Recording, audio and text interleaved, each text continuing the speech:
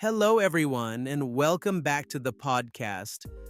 My name is Joe, and today I want to talk about something that many English learners ask me about all the time. The topic is simple but very important. Today I will share how I practice English by myself.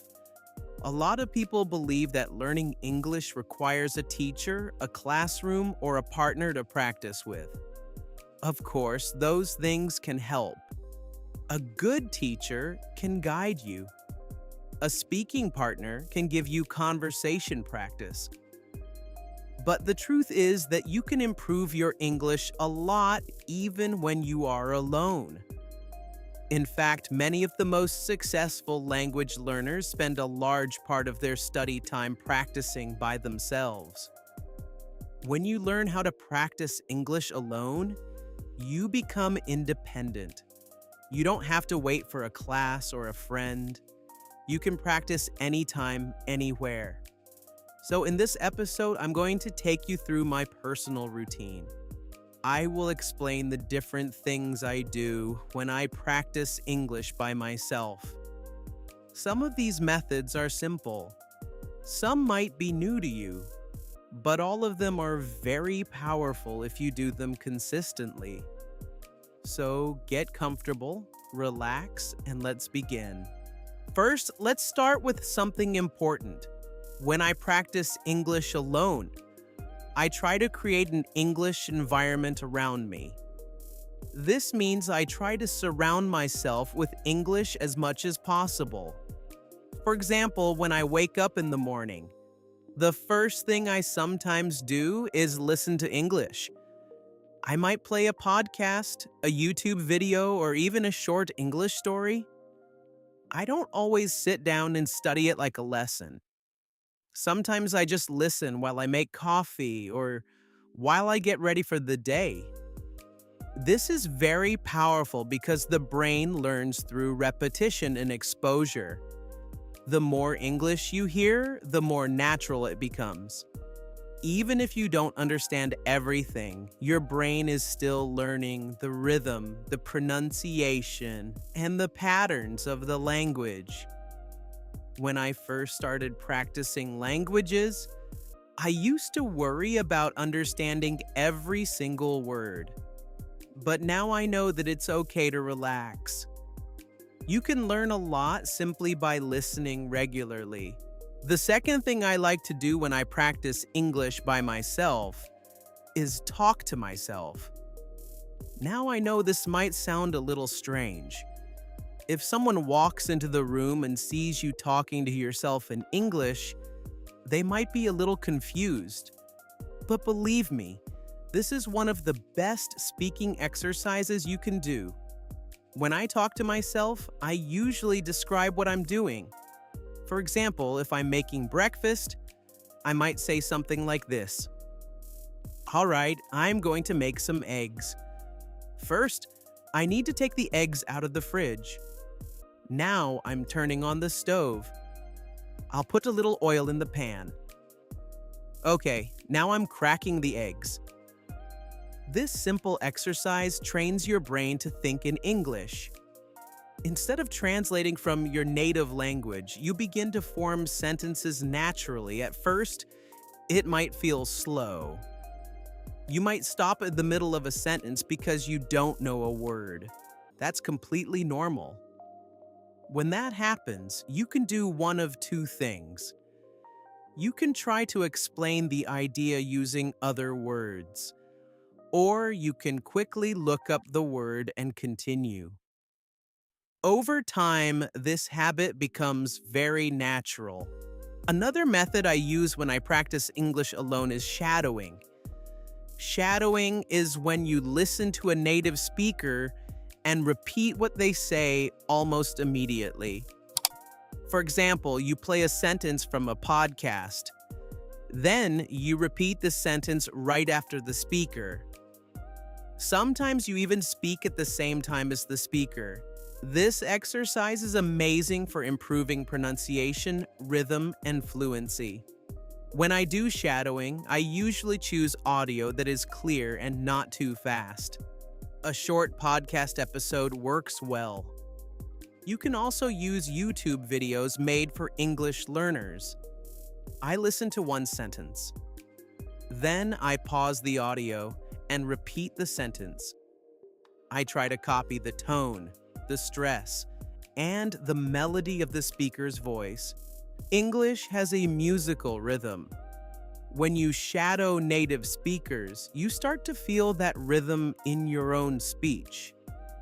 At first, it can feel difficult because your mouth is not used to making these sounds. But after some practice, your pronunciation becomes much smoother. Another important habit I have is reading out loud. Reading silently is useful, but reading out loud is even more powerful for language learning. When I read out loud, I practice several skills at the same time. I practice pronunciation, I practice speaking, I practice understanding grammar patterns. Sometimes I read short stories. Sometimes I read articles. Sometimes I even read the subtitles of a video. The key is to read slowly and clearly. If I see a new word, I stop and look it up. I try to learn the meaning and then I read the sentence again. This helps me connect vocabulary with a real context. Reading out loud also helps build confidence. Many learners understand English very well, but they feel nervous when they speak. When you read out loud regularly, your mouth becomes more comfortable producing English sounds. Another thing I do when practicing English by myself is keeping a small speaking journal. This is a simple but very effective habit. Every day I record myself speaking for a few minutes. I open my phone, start recording, and talk about my day. For example, I might say something like this. Today was a busy day. I woke up early and went for a walk. The weather was nice and a little cool. After that, I made breakfast and started working on some projects. I don't worry too much about making mistakes. The goal is simply to speak. After recording, I sometimes listen to the audio. When I listen, I notice things like pronunciation mistakes or grammar problems. This helps me become more aware of how I speak. Over time, I can hear my improvement. That's very motivating. Another method I love is learning vocabulary through real situations. Instead of memorizing long lists of random words, I try to connect new words to my daily life. For example, if I'm in the kitchen, I might learn the names of different objects: stove, pan, sink, cupboard, spoon. If I'm outside walking, I might think about words like sidewalk, traffic, crosswalk, building, or park. This makes the vocabulary practical and memorable. When words are connected to real experiences, they stay in your memory much longer. I also like to watch videos in English, but I do it in a specific way. Sometimes I watch a video with English subtitles. This helps me connect the spoken words with the written words. Other times, I watch without subtitles and focus only on listening. And sometimes I pause the video and repeat interesting sentences. For example, if I hear a useful phrase like, "That's a great point," or "I've never thought about it that way," I might pause and repeat the phrase several times.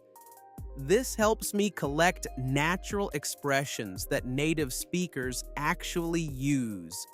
Another powerful technique is thinking in English during everyday activities.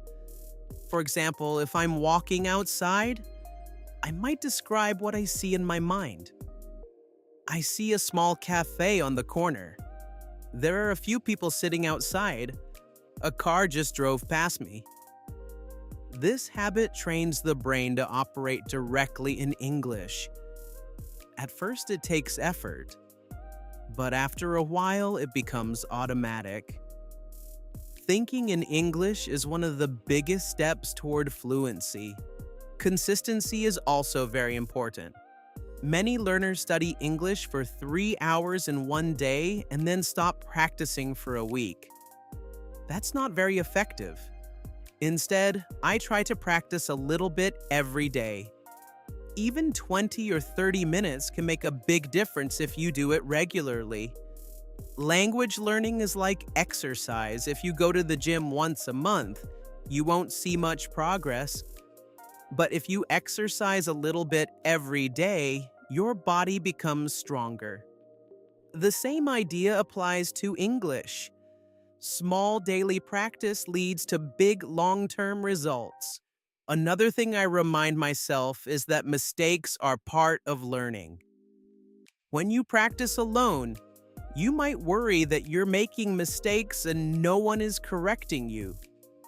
But mistakes are natural. Every language learner makes thousands of mistakes on the way to fluency. The important thing is to keep communicating and keep practicing. Over time, your brain naturally adjusts and improves. One more tip I want to share is to make English enjoyable. If learning English feels like a boring obligation, it becomes very difficult to stay consistent. So, I try to connect English with things I already enjoy. For example, if you like cooking, watch cooking videos in English. If you like sports, listen to sports podcasts in English. If you like stories, read short English stories. When English becomes part of your hobbies and interests, learning feels natural. Before we finish today's episode, let me quickly summarize the main ideas. When I practice English by myself, I usually do several things. I listen to English regularly. I talk to myself about daily activities. I practice shadowing with podcasts or videos. I read texts out loud. I record myself speaking in a voice journal. I learn vocabulary from real-life situations. I watch videos and repeat useful phrases. I think in English during everyday moments. And most importantly, I practice a little bit every day. Before we finish today's episode, let me quickly summarize the main ideas. When I practice English by myself, I usually do several things. I listen to English regularly. I talk to myself about daily activities. I practice shadowing with podcasts or videos. I read texts out loud. I record myself speaking in a voice journal. I learn vocabulary from real-life situations. I watch videos and repeat useful phrases. I think in English during everyday moments. And most importantly, I practice a little bit every day. Learning English alone might seem difficult at first, but it can actually be very empowering.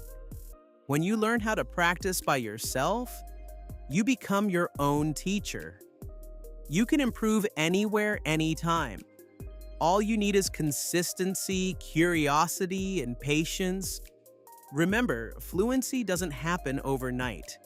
It grows slowly, step by step, day by day. But if you keep practicing, you will notice something amazing. One day, you will start understanding more. You will start speaking more comfortably. And English will begin to feel natural. Thank you so much for spending this time with me today. If you enjoyed this episode, you can listen to it again and practice shadowing with my voice. Pause the audio, repeat sentences, and make the language your own. Keep practicing, keep learning, and I'll see you in the next episode. My name is Joe, and this has been another episode of the Everyday English Lab. Take care and keep speaking English.